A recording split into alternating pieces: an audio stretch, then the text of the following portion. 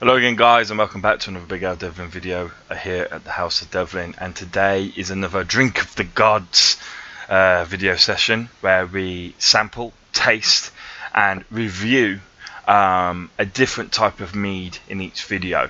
Today I will be tasting and reviewing and simply giving you my feedback essentially on the following mead. It's called the Tournament Mead by the Lime Bay Winery. Now we've had a mead from the Lime Bay Winery before already. I think it was a rhubarb mead if I remember correctly. It's called the name of the type of mead that I'm drinking is the Tournament Mead, and it's described as a delicious sweet honey wine, sorry, not honeyed wine because that's something different. A delicious sweet honey wine with the added warmth of ginger. Sounds very interesting. So we're going to hopefully have that sort of hit that you get off mead, that honey hit as soon as you drink it, followed by a long sort of aftertaste of overwhelming honey taste, I hope, but somewhere within there, perhaps where you get the burn, you know, after you drink mead. Anyone who's drank mead will know that you get a big burn down sort of into your stomach. It puts out the fire but keeps in the warmth, so to speak. Hopefully that ginger is sort of where you find the burn, so to speak, because ginger, if you know, obviously you eat it raw, it does burn a wee bit. So an interesting concoction, to say the least. I'm very looking forward to drinking this. It was produced by, as I said, the Lime Bay Winery, which is in Chute, Axminster, Devon, obviously within England. Okay.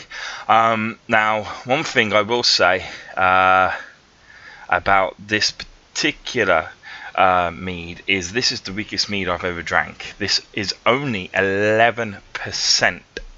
Okay, alcoholic content, and it's a 375ml bottle. Okay, so it's quite a small bottle as well, so it would do very nicely for an evening of drinking. If you wish to just keep a light session, you just keep to this, and you know you're not going to be hungover in the morning after. However, they do actually give a description. I was about to say they do give a description of the mead on the back here about what to expect from it, but they don't. They just basically repeat what I've just read on the front, which is a delicious sweet honey wine with added warmth of ginger. Okay, so there's not much else to say other than initial looks. It's got that deep honey colour that you get with a traditional mead, or with mead, certainly with stuff added to it as well. It seems to go even darker then, but it's definitely mead. It's definitely not white wine, is what I'm trying to say. It's definitely a honey wine. It's not white wine with honey added to it for the taste. Other than that, it looks good. It's presented well. Let's have a smell. Yeah, it smells like mead. So if it looks like mead, smells like mead, and we have the taste session, it must be mead. So let's have a good little taste and tell you what my initial impressions are.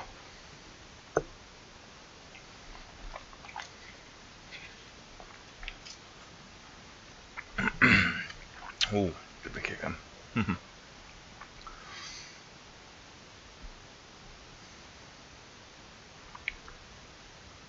Well, that is a very unusual taste to a mead, I must admit. If I was drinking this, I would not know I'm drinking mead.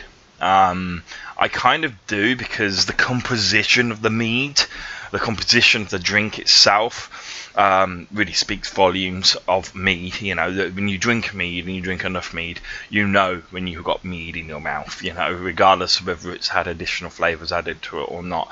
The texture and, as I said, the overall sort of composition, the way it hits you, the way it goes down, so on and so forth.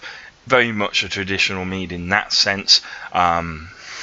But the taste is definitely very different to what you would expect of a traditional mead. Initially, I didn't know what I was tasting, and so I will probably have at least 3 swigs of this to give you a full review.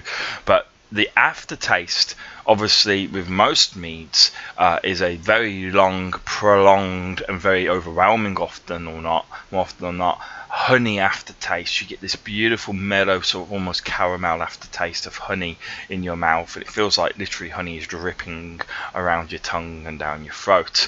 That's what you normally get with mead, and that's what I particularly like about mead. With this, the aftertaste has actually been completely replaced with the ginger. So the ginger is actually the aftertaste, and there is no burn with this. It may be simply because I've had a little bit too much mead recently, so maybe that. But there's no burn with it. As I swallowed it, there was no burn at all. All the taste, all the flavour, all the as I said, the consistency and the sort of any burn they may have had remained within my mouth and not into the sort of esophagus and the stomach. So there was no burn with it. It was just a prolonged aftertaste of ginger, which got stronger for a short period of time and then gradually faded away even. So far I must admit it's perhaps my least favourite of all the meads that I've tasted so far, simply because it doesn't taste like a traditional mead, or have any really strong reference to mead, other than, as I say, its overall sort of texture in your mouth, and you know you're drinking mead, but you know it's a weird mead, a mead that doesn't really take on your sort of typical taste buds, but that in some ways can be refreshing. You know, if you drink a lot of mead, as I do, then having tournament mead is a nice break, I suppose, just to, you know, still be drinking mead, but, you know, have a nice break from it, have something a little different, very similar, so exactly the same essentially, but with a different taste, different aftertaste, different sensation, feeling overall. This would be the drink for you. But so far, I must admit, I didn't really like it that much. There's nothing distasteful about it, and if it's to your palate, then absolutely you will love this. If you like ginger, you will love it, and I love ginger, so I should love it really. It's just obviously that initial expectation was set me off balance a wee bit. So now that I'm going in knowing what to expect, let's see what I think now.